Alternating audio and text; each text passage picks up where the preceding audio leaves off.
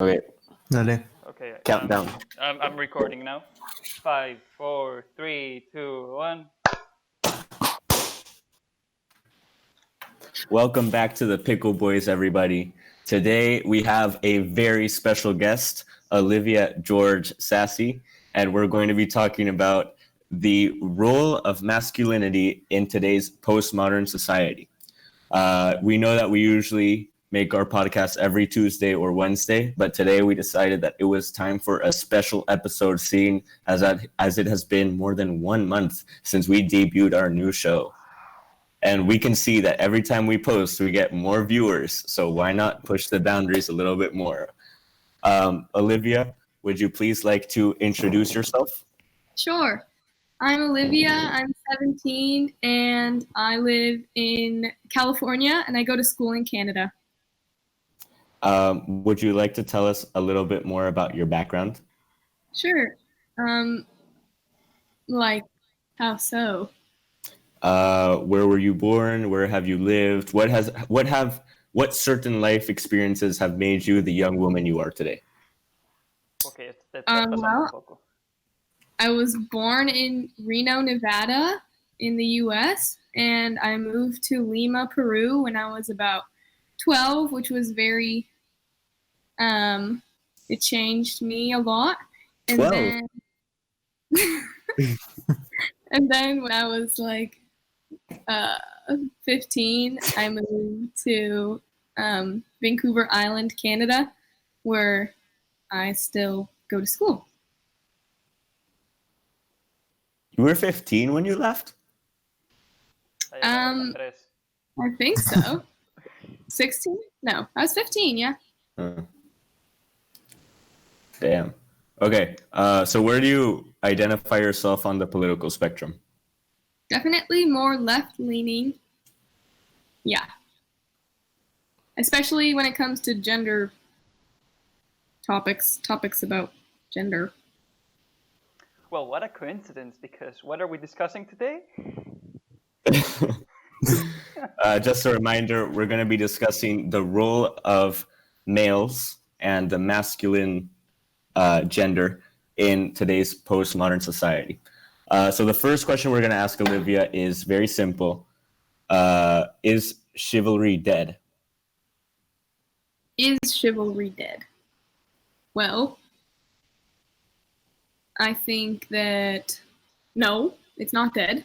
And I think that it has definitely transformed because we don't have such a crazy patriarchy anymore. I mean, it's still there and stuff, but it's like a lot better now. Like, chivalry doesn't really have such a prominent place in society anymore because of the equality that we see between men and women. So. And when you're talking about chivalry the way you're talking about it now, how do you define chivalry as? Well, I think it depends. Like, if you think about it from a more historical context, you know, it's like the respect and certain customs that and like act we do between a man and a woman. But I think No, sorry. that's okay. I think that now I don't really think that now it has like a real secure place in society because we have like LGBTQ plus couples who don't necessarily fit into that, you know, traditional view of a man and a woman. Obviously now it's not like the men are always the one making money, so it's not that they always have to pay. Things like that doesn't really play such an important role as it did before. So from a female perspective, do you believe that even though chivalry is definitely not as important as it is today, it should become more important and it should become more fundamental for men around the world? Like make a comeback or something? Yes. No, I don't think so. I think that maybe it should be transformed in a way. I think that men should always show lots of regard and respect for women. And I think that some of the older customs are nice if that's what the man wants and that's what the woman wants to do. That's fine. But I think that it should not make a comeback at all. I don't think that would be good. Okay, moving on. What makes a man? a man? Uh, I don't think there's anything in particular. I think that if you want to identify yourself as a man, that's what makes you a man. It's however No, you I'm not feel. talking. I'm not talking of I'm not talking about gender roles or sexual orientation or gender orientation. I'm talking about what would make me a man. What traits, what attributes would make you look across the street and say, that's a man. That's someone I would like my son to be, or that's someone I would want to be. That's someone who should be president. That's someone who should be a doctor. What makes a certain person have the attributes that make them a man? I think that your whole concept of what a man is just like totally skewed. There's not, I can't give you a list of characteristics that a man has that makes them a man. No, that's not a thing. That doesn't exist. It's much more like abstract than that. It's not some kind of list I can give you. That's not true. That's not how it is anymore. And I don't think that's how it should be. Do you believe that men fit into certain archetypes? No. If I gave you an entire study written by celebrated psychologists who state that there are 4 major male archetypes, would you consider that?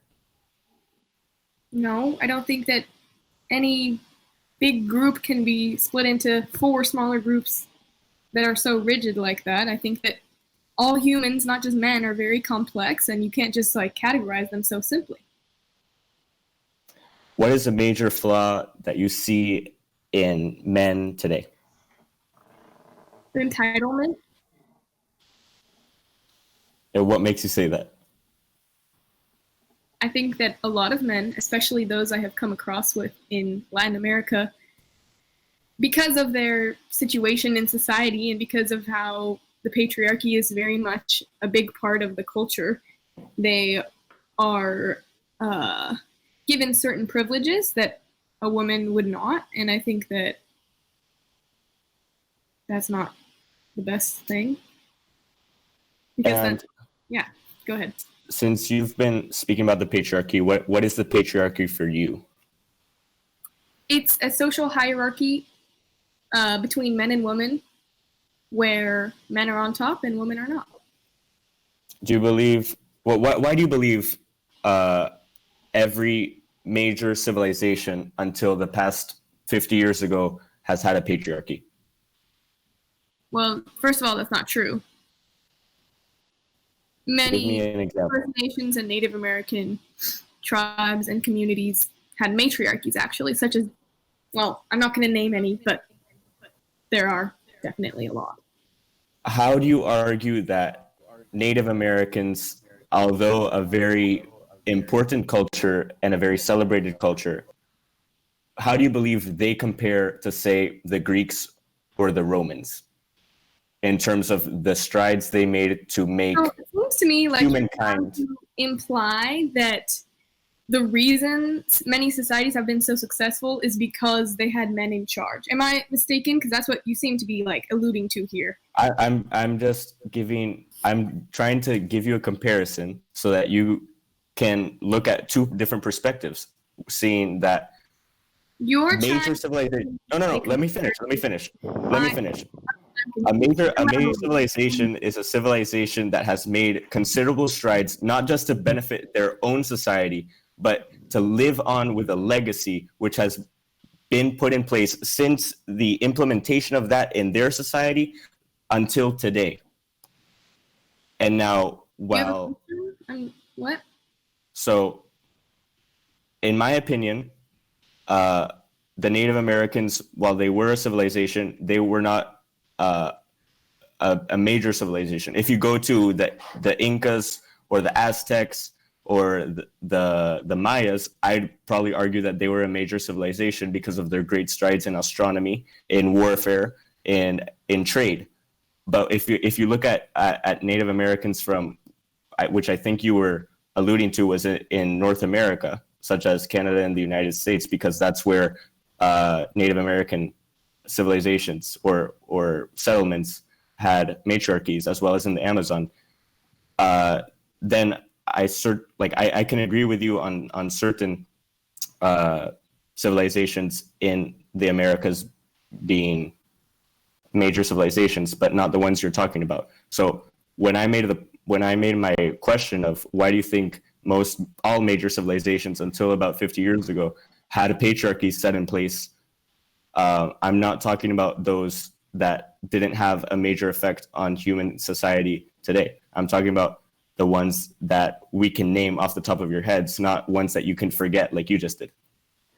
I think that the ones that we name on the top of our head, although like patriarchy might have some influence to some extent, it's really much more in the culture. For example, if I think it's the Aztecs, if I remember correctly, they were a tribe which they were a lot involved into wars, not into conflict, and they had good strategies and they had a good sense when it came to war that allowed them to grow. And the reason why I remember, for example, the Incas or the Aztecs is by how advanced that they were. Not only specifically patriarchy, it is important, but remember them, for example, of their technological advances, about their tactics, how much they were able to conquer, how they managed it. All these things made them so great, and they reached to such an extent that makes us remind. So I do see your point that maybe patriarchy does have some influence and might have, to some extent, some involvement in their success or why we remember them. I think that it doesn't really go down into patriarchy itself, but it really goes down into their way of thinking, in the sense of viewing themselves with other people and what they did about that. Okay, I'm gonna change the questions because I feel like we've run into a wall here. You were talking before about how you feel like there's still a patriarchy present, especially in Latin American countries. Could you please elaborate on where you see this patriarchy? Well, I don't think, I mean, it's definitely more, it's easier to see with your own eyes, maybe in like Peru, where I was living, and other Latin American countries, but it's not just in Latin American countries. It's everywhere. I mean, it's not so hard to see. Think of how many countries have women leaders. There are very few, like we're definitely making progress, but it's just so not fast enough. Think about, the CEOs of the top Fortune 500 companies. They're not women. Women are not the leaders of almost any industry. They're just, you can see how women are actually being oppressed with the statistics, not necessarily with your own eyes. Well, it's not like, go ahead. Yeah. Yes, that is true. I do agree with you that there's a big gap when it comes to CEOs between female and male. But in my opinion, that is true because most of the CEOs nowadays are like 40 or 50 in most cases. And I believe that in many of their cases, because it was probably a different time and a different social structure, to call it some way, when they were growing up, that's the reason that they are the old male, well, most CEOs are males. But nowadays, in most more recent times, like, 10, 20 year span, I feel like there's much more equality between male and female roles as CEOs or important jobs. Yeah. A lot more now. And I think that that's great. But I think it's also very slow progress. And I think that it's not like it's definitely not like 50-50. If you think about, okay, let's say just CEOs that have been appointed, in the past 10 years where men and women are supposedly considered equal. It's not 50% women, It's not. Even if that's someone's perception, it's not that way, It's not like these people were appointed CEO when they were like 20 and now it's just, oh, that's how it is because that's how time has gone. No, that's not really the case. Yeah, I agree with you, Olivia. And I also agree that a patriarchy can be largely seen and evidently seen across Latin America. And I think if you go to any other country that's not Europe or Canada, you'll probably see that there's a patriarchy in place as well.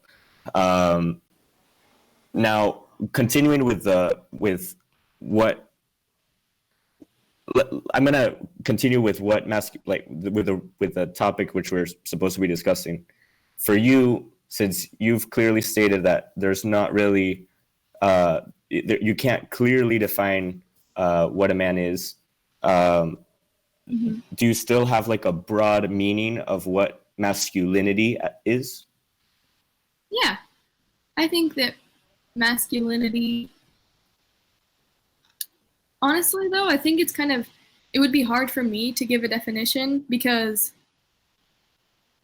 I think that including my like concept of what masculinity and femininity are very based in a traditional gender binary that I don't think we should, place so much emphasis on anymore. So in my own head, I definitely give you the stereotypical things we believe are masculine qualities, like there are many that come to mind. I'm sure we all are thinking many of the same things, but I don't think I would group any certain, number of characteristics as being considered masculine or feminine.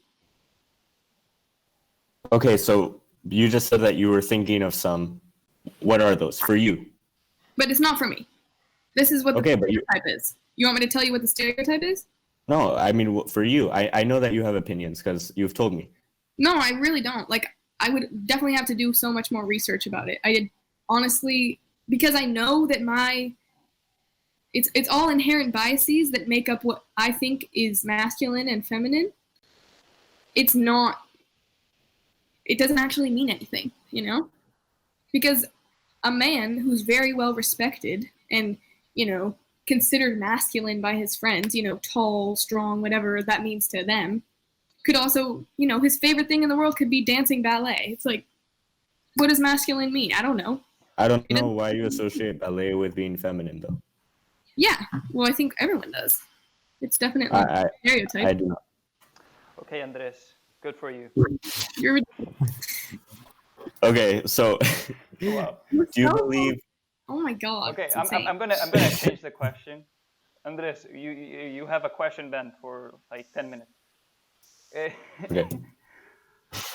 Do you feel like masculinity is something that most women, straight women, find attractive? Yes. So then wouldn't you agree that in most cases, men have to try and achieve these stereotypes of masculinity? I understand what you're asking. I think that what people are attracted to is very subjective, Yes. But I Like, think there's some very clear characteristics that men are attracted to as well as women are attracted to. And I'm just asking from an unbiased point of view, disregarding the social situation that you find yourself in. If you're just a woman looking for a man, what are the characteristics? That's the only thing I've been trying to ask. Yes. Okay. Well, I want them to be funny. Like, what? I don't. What are you asking? Like, to Yes. describe? Just Fine? go ahead. I think it's asking you to describe him. Yeah. Yeah. No.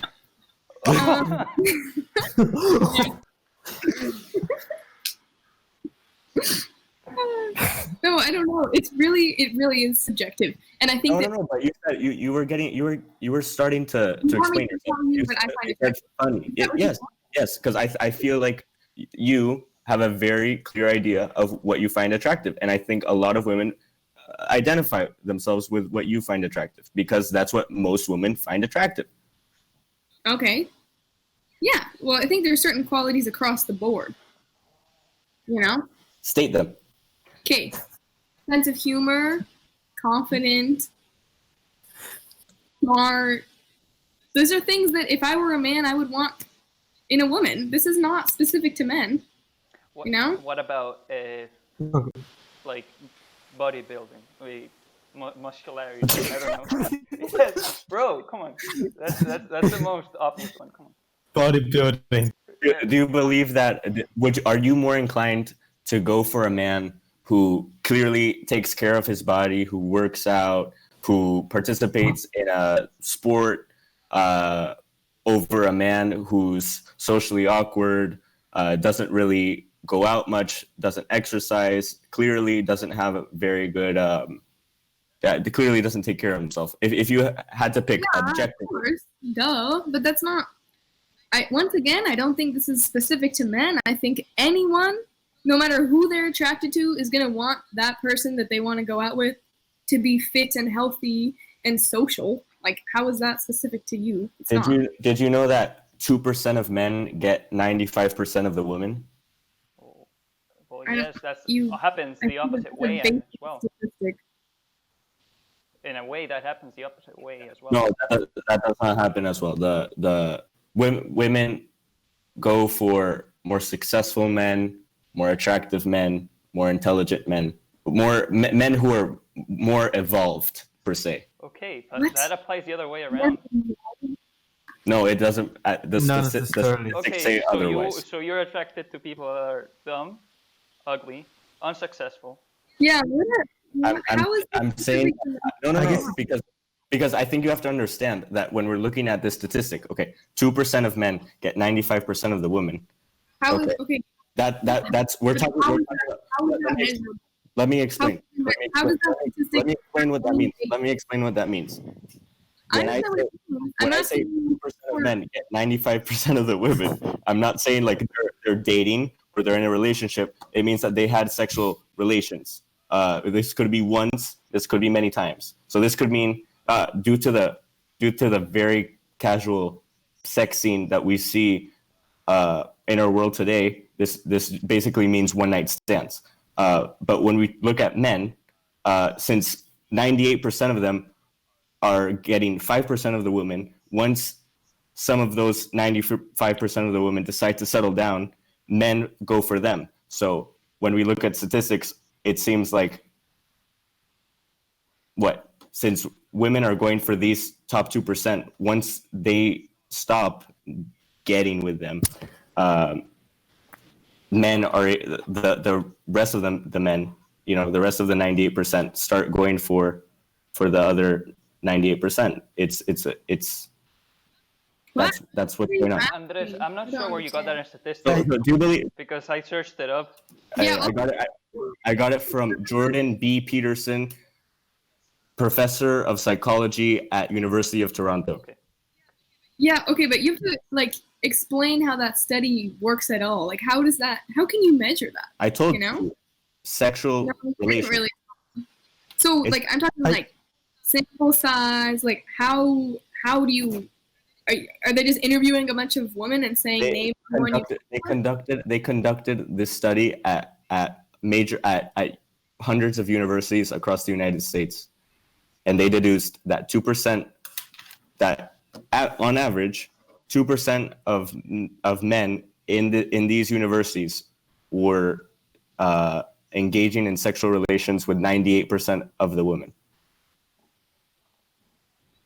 Do you have a question? No, you told me to clarify it. So, do you believe in a male social hierarchy? What? Oh, I think that there's. I mean, I don't think it's specific to males once again, but I think with yeah, there's definitely a lot of pressure that men have to look a certain way, be a certain way, act a certain way that fits into the stereotypical perfect man or whatever. I think that there's definitely social hierarchies that men have to follow too.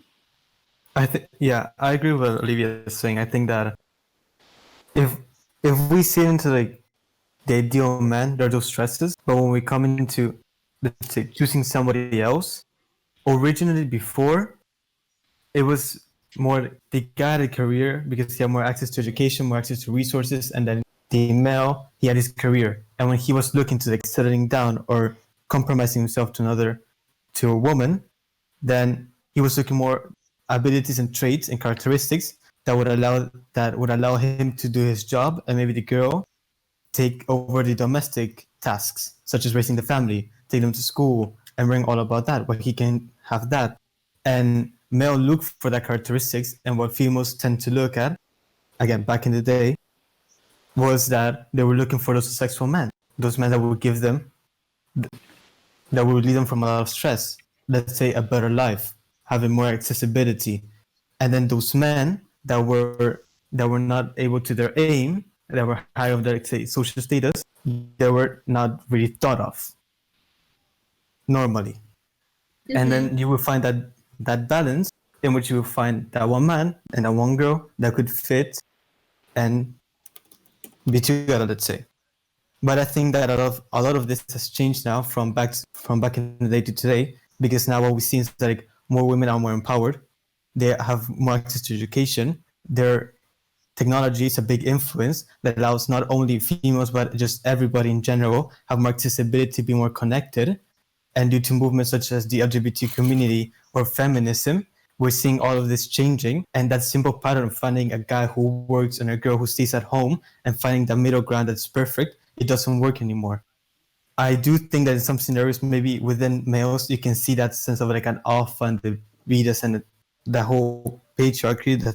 But when we put men and women together in the same spectrum, I don't think it applies anymore, because we've changed so much before, and we don't have any more those traditional values and those traditional roles. That's extremely hard, and I'd say almost impossible to actually say, yeah, this is how it is because of this, and this characteristics. This would define. Okay, so I wanted to shift gears a bit, and I'm gonna leave this question out in the open for you, Lucas and Andres.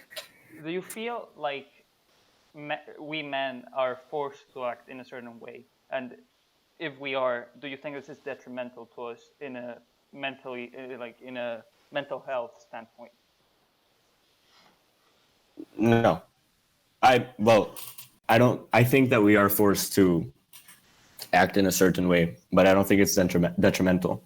I think that men were put on Earth to provide for women. I think that's a very big reason why we've been put on Earth to provide for women. I think a very important. I think it's important, and I don't mean it as like totally provide, but to protect. She went like this. She went like this. Mark is gonna kick you out of the class. I'm gonna explain.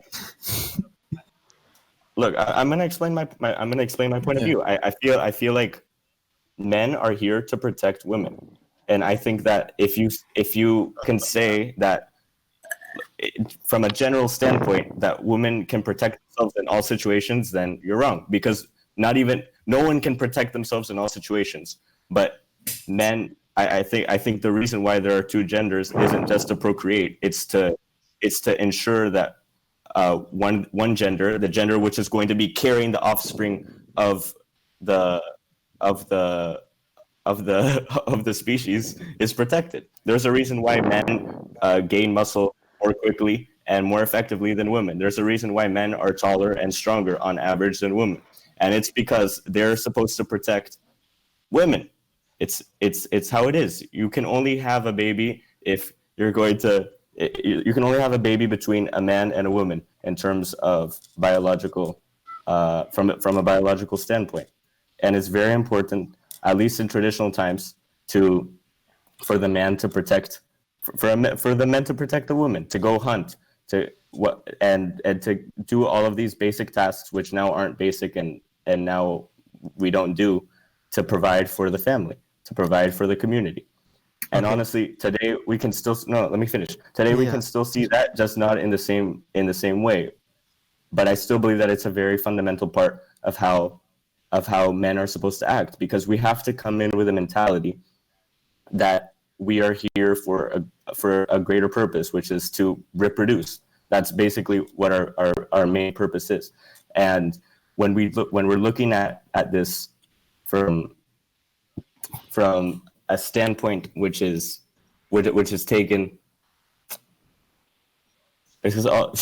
When we look at this from an objective standpoint, you have to see that even though the lines between men and women have definitely blurred, there are still certain characteristics that make or break a man, and these characteristics should be implemented into men in their formative years so that they can end up becoming what they're supposed to be. And this also applies for women. There are certain characteristics which all women should strive to be for. And while they are usually the same, they're usually interpreted differently.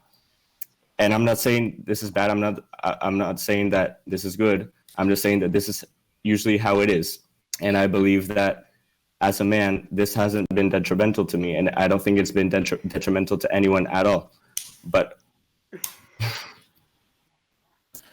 it's just a fact. So just like quickly, you can go right after, but I just want to, since I'm the only girl here, address that thing that has been said quickly.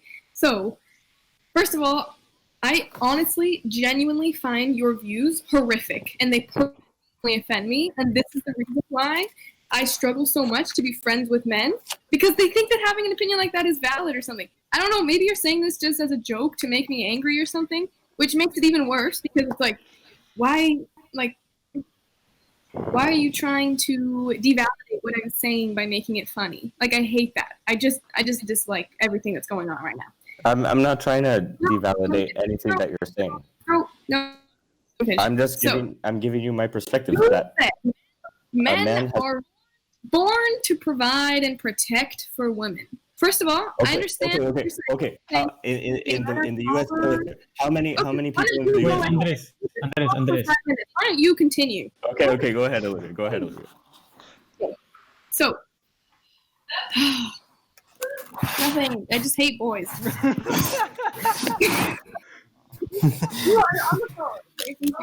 Es Juan Pablo, pero mujeres ya. Okay.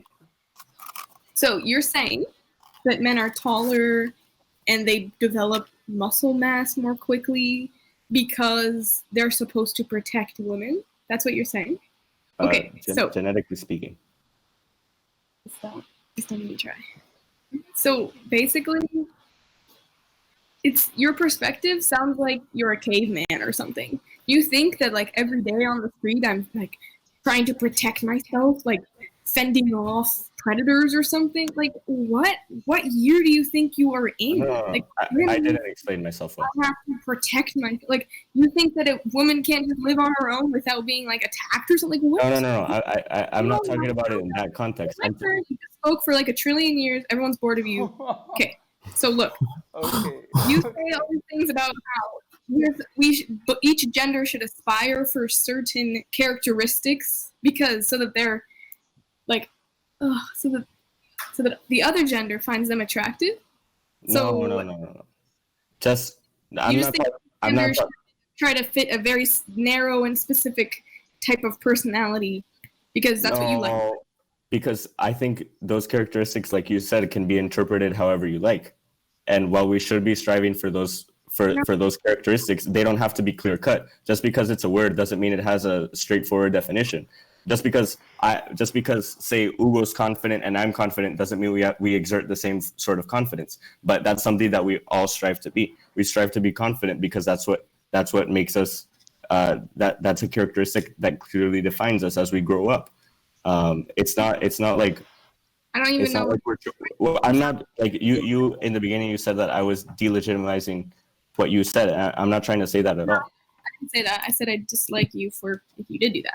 Okay, but just quickly. I just wanted to address that one thing, and then you guys can talk. So, I really, really dislike the idea that each gender should aspire for certain characteristics because I feel like then you're trying to make very specific gender roles, which I understand clearly you believe in. It's not something I believe in at all. Sorry for being so angry before. And I think that every person should aspire for many different characteristics, obviously. I think every person should aspire to be compassionate, respectful, have confidence, all those things. That's not something specific to men or women. That's something everyone as a human should aspire to have and to, build up and just to be a good person and a functioning member of society. I don't think that there is a single characteristic that is specific to a man or a woman. I think that they should be who they are, despite whatever gender roles are forced upon them by men like certain men here, and I honestly, I deplore you for saying such a thing. I truly do. Like, it really hurts my soul. Okay. What part specifically hurt your soul? No, it's their turn. Okay. Because I let other people speak sometimes. No, Yeah. no, you asked the question, man. You can't answer your own question. You go quickly. I think that I hear what you're saying, Andres, but I think that men, let's say the patriarchy, like the men has been above women in general for historically, it's because genetically, when we compare genetics, the man is stronger than the girl. Genetically speaking, the man is stronger than the girl, and when it came into down to like when we go back to those ancient times, those primitive times, when it came back to hunting, the guy, since he was hunting, he had more like going out, the adventurous thing. It allowed him to place himself above in that society, and that. But I don't think the male could have done that by himself, because the reason why the guy could go and hunt and not worry about his family was because the girl was fulfilling those tasks. They were both working as a team in whatever role was already signed, and one was covering the back for the other. And I think that then, from those primitive times, the man with his genetic traits allowed him to be placed above himself and be at the top of the society. And by doing so, then as we developed, we kept on the patriarchy. And we began to have technology. And now we're getting to a point in which, I'm explaining this very bad. But what I'm trying to say is that, in my personal opinion, I don't think that the guys should have better rights or more roles or be more involved in. I don't see why the things that I do, a girl can't do that. And I think that the reason why society is designed is because from the start of society, man placed himself in front of women and before women and on top of them, and we kept on the structure. And we kept into that structure, and now we build a society in which it's like that. We have the male prevailing and the woman is trying to empower himself, such as with the feminist movement. But even though this movement, and you can argue that right now today, it's stronger than ever, nothing's really changing. The man's still on top. So I don't really think that's because I don't see that the guy was put on this earth to be able to protect and provide. That was the role that was designated to them because they placed themselves above women. Okay, Andres, I'm gonna try to say Could what I- you could said I, in a better phrasing. Okay, less controversial No, phrasing. I'm gonna try to recapitulate, and then you can try it. Okay. So Why don't you let him? no, Lucas, because he says Yeah. restating my opinion. No, So you said that yes. So Oh, shut Lucas, up. I'm gonna kick you out, Lucas.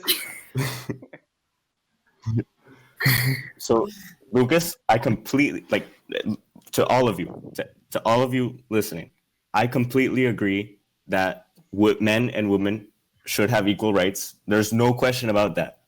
There's absolutely no question at all. And I think that a very important part of what society in general should be striving for is to legalize the formally legalize those equal rights, to push for more women going to college, getting the same jobs, ensuring that when they get pregnant, they don't get fired or they don't get their wages cut or they don't get the chance to be promoted. Just because a woman is bearing a child doesn't mean that she deserves to have her whole life fall apart, to have her whole professional life fall apart at all. That's not what I'm saying. I definitely agree in equity. And I definitely believe that women should strive for everything that men should strive. I think we're equal. But I think the what I was trying to explain was that there is a crisis for men that I see in the West, in the United States especially. And I think this is one of the reasons why Donald Trump was elected. Men in this world where we're in, where Olivia's stating that. Where there's no gender roles. I didn't say that. I just said I don't think that they're so prominent. Okay, well, where gender roles aren't as prominent, where do traditional men stand? What makes them a man? There is no more rite of passage. There is no more process to make them a man.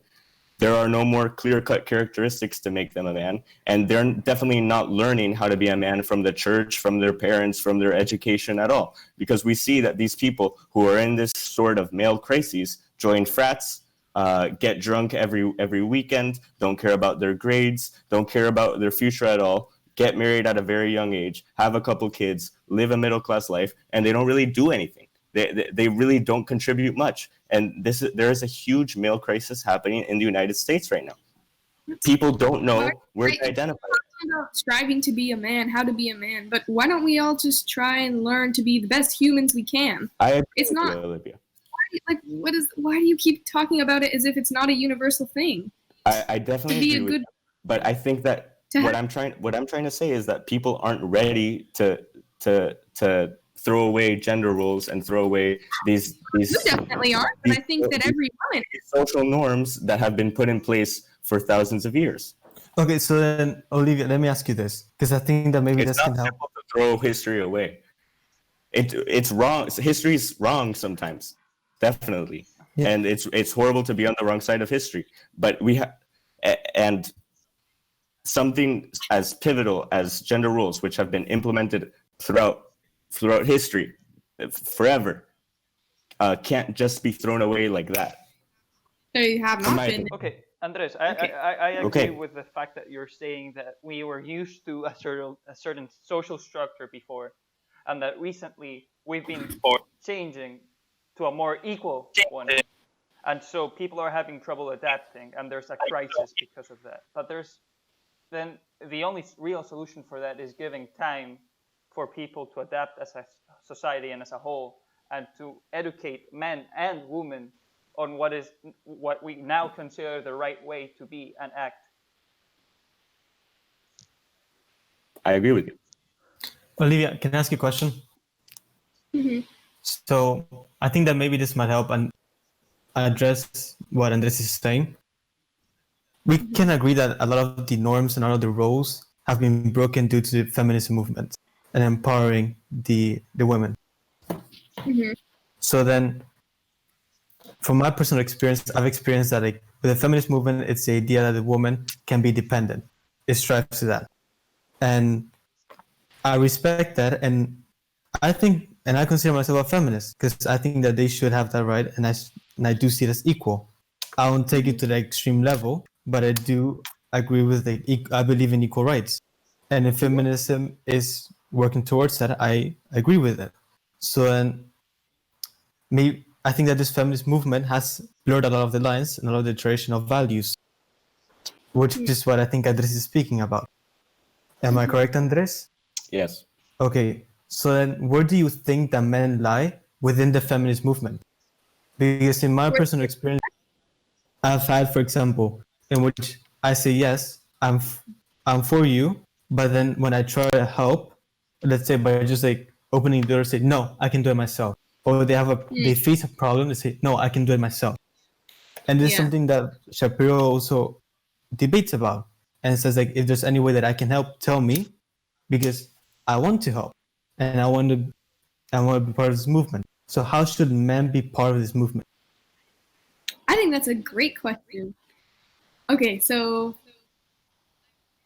I very much understand your perspective that sometimes it may be confusing because you genuinely believe that women should be and are equal to men.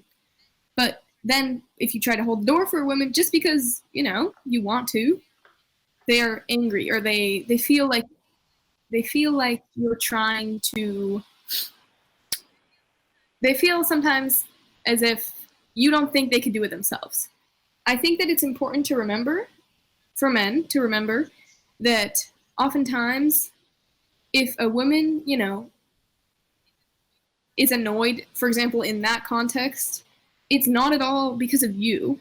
It's just because, all their lives and throughout history, like hundreds and hundreds of years of history, they have always been told, and society has always told them, you can't do this for yourself, you need another person to do it, and it has to be a man.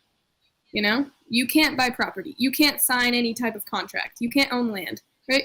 It's like all these super important things, you can't vote, you can't do anything except for take care of the house and raise a child.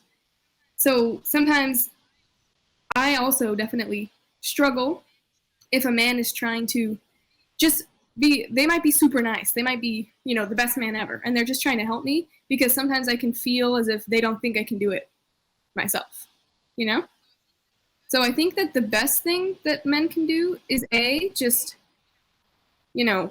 continue having a really good open conversation like how we are now and make sure that you can tell someone like, no, you totally can do this for yourself. I'm just opening the door as if I would open it for anyone, Like little things like that are really important in making sure everyone is clear here. And I think that the question's not, oh, what is my role as a man? It's more, what am I doing that perpetuates, the patriarchy, right? Like, what am I doing that continues to allow men to be on top? It might be really little things that you don't even realize, saying something like, oh, I really don't like when girls do this. Like, I really don't like when girls wear so much makeup, or I really don't like when girls wear, too short of dresses or pants or anything like that. It's like, even though you might not realize it, and to you it might seem like, oh, well, this is just what I find attractive, or this is just what I like.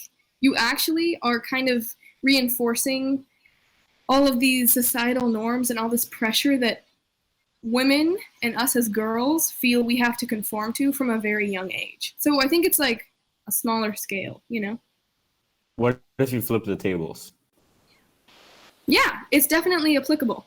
So I think it's very, very important for women to not be like, oh, like, and I definitely see, it's not, I feel like it's definitely more often than not that men are the ones who are saying these things than women.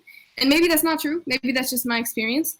But either way, the reason that it's not as big of a deal when a woman says something like, oh, I really like muscular men or something, is because of the power dynamic that we have in place in society. Because even though, we would all like for this not to be true, it is the case that men are on top in our society. And even if you don't feel it as one individual, it is true that as a man, you inherently are given certain advantages in life. And for that reason, it matters a lot more when you say something like, I don't like when women do this. Because it has always been the men laying down the rules for what women can and can't do. It has not been women laying down the rules for what men can and can't do. So it's definitely not good to continue perpetuating these social norms like many people do. If I said something like, oh, I can only date tall guys or something like that. But it does carry less weight. And it's important to understand that. But how do they carry less weight if we all feel the same emotions? Because, as I mentioned, there's a power dynamic between men and women, and women's on top. You said before.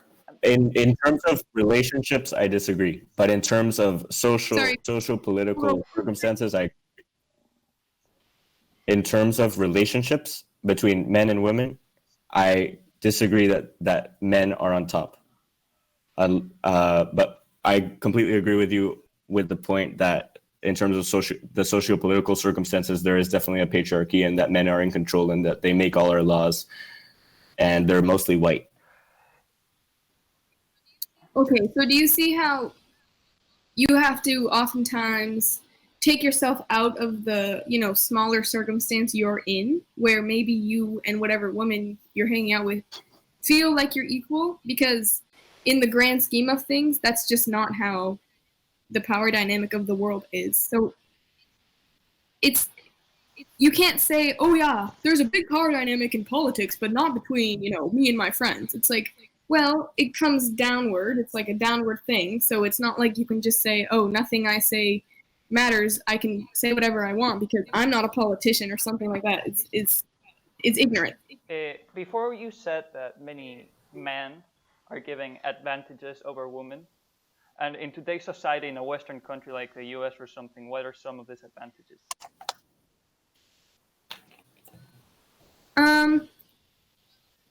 Well, there's a lot. The problem is that, or it's not a problem, but a lot of the time it's really hard nowadays to fight gender inequality because it's very inherent, it's very, it's like predisposed biases everyone has.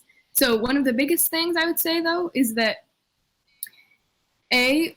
because of the way that the laws are written in like basically every country except for like Scandinavia, makes for when like a woman has a family, has a child, she's going to be the one who has to take care of them. So that means that women are often not going to be able to make the same amount of money and also just like have the same amount of success because they are going to have to be spending their time raising a child. Where the man, on the other hand, oftentimes in the society we live in now, even in the US and Canada, might have to, pay alimony, like pay child support, but they are not going to have nearly as much of a burden of going home early to take care of a baby as a woman would. So that's one example. Well, I wouldn't really agree that women have an advantage, so to say, because you said. Oh, then how do you? You said that there are laws supposedly that empower men over women when it comes to getting jobs or taking care of the family. That's what I understood. But honestly, in the U.S., there's laws that says that women and men have to be paid for the same position. And when it comes to family, I would say that actually, when it comes to laws and family, women have a big advantage over men. Because, for example, in divorce, almost in every single case, it's the woman that stays with the children. And in any other house dispute, for example, like let's say a man assaults a woman, this man is going to go to prison for less years than if a woman assaults a man. Or in the case of domestic violence, that same thing applies the same. So I don't really, I get what you mean, but in my opinion, there aren't advantages. There are just, in certain areas, there's pros and cons to being a man or a woman.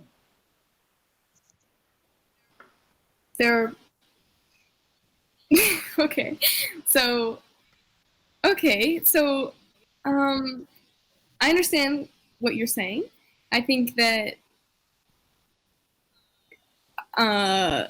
definitely there's a lot of gender inequality reflected in our laws, such as paid maternity leave, for example. Paid maternity leave is not required by companies in the United States, right? So the women, like using my example, the same one that you said has advantages and disadvantages regarding like who gets children or whatever. So the woman has to stay home, right? Because she's healing and breastfeeding, and actually she literally has to be physically present with her baby, probably in her house, right? For a few months at least. So in the United States, which is the country you used as an example to say that there's no gender inequality, like there's no wage gap, for example, which is also not true. There's a big wage gap even in the United States. That doesn't really make sense because a woman who has to take care of her child could not get paid for many months, whereas the father of that same child, he had the same, supposedly has the same responsibilities as the woman does in raising their child, still gets to go to work and get paid and everything. So you see how society does not allow for women to be equal to men in that scenario? In that scenario, I think it's also. In that scenario, the man still can go. Go ahead, Ugo. That you said. Like, if it was an only father that has to take care of a newborn child, then I would get your point. But in the scenario you're giving, the man still has to go to work and I cannot take care of the child anyway. Right. I'm saying that the men are still getting paid, where the woman is not. And yes, there are definitely a few examples where, there's a single father or where a father doesn't get his paternity leave, which is also very bad. Like, men should get paternity leave. There's so many more cases where it's a single mom who's not getting paid, and she's the only one who brings in an income for her family. So in theory, if they were equal, your point would stand, but because there are just so many more women who are single mothers who are not getting maternity leave, your point falls. So that doesn't really apply here. Okay. Should we finish it? We're about to hit the hour mark. Andres, say the words. No, wait. Olivia, would you like to conclude with a statement? Thank you so much for having me. Sorry if it seemed like I was angry. This subject is very important to me, and I appreciate you guys bringing a woman on to talk about this because I think that's important. And I appreciate you starting the dialogue at all. So, good job. Okay. It's important to note that Olivia and I, we know each other, so there was obviously more fighting between us, and it was obviously less diplomatic between us because we know each other and we're well acquainted with each other. But a lot of the points today were exaggerated just for the purpose of debate. Not all of these points I believed in completely. What? I feel like you're It's true. saying that now to save your neck. No. I know. I definitely. Because I feel like a lot of what I said to give context, you didn't pay attention to. Not just Olivia, Lucas and Uwe as well. They were Maybe just, you just be coherent. maybe you were just trying to interrupt me, but that's up for debate. Oh my god, you're so funny. Okay. But overall, I think what we can draw from here is that in general, there should be equality among men and women. We should be striving for laws to become more equal. We should be appointing leaders that are not just men, but women, and who represent the very complex fabric that is the United States of America. Like, Not only the U.S. Yes. yeah, of course, not only in the U.S., but since we usually talk about the United States, I just want to bring up Joe Biden. I don't completely agree with Joe Biden's views. I don't think he's a perfect candidate. I don't like him, but I'm definitely, if I could vote, I would vote for him. And I think a very important thing that Joe Biden stated in the last Democratic presidential debate was that if he became president, he'd appoint a woman as vice president, and his cabinet would represent the social fabric of the United States. This means that he'd have African American cabinet members, Latino cabinet members, Asian cabinet members, LGBTQ cabinet members, people from all sorts of life, all sorts of upbringings. I think that's very important. I think in general, as a society, as a civilization, we should be striving to achieve this equality, to move past race, to move past sexual orientation, and perhaps one day to move past these gender roles, although I definitely agree that they're important for men and women alike. I know you disagree, and we talked about that. But lastly, we just wanted to thank you for coming on. It was lovely having you. You're a very good debater. We had a very interesting conversation, and we hope to have you back on for another controversial topic. Thank All our topics are you. controversial in this. Nice to meet you. Same. Mhm. Goodbye. Andrea, you still haven't said Same. anything. Okay. Make sure to tune in to Pickle Boys every Tuesday at night. Okay.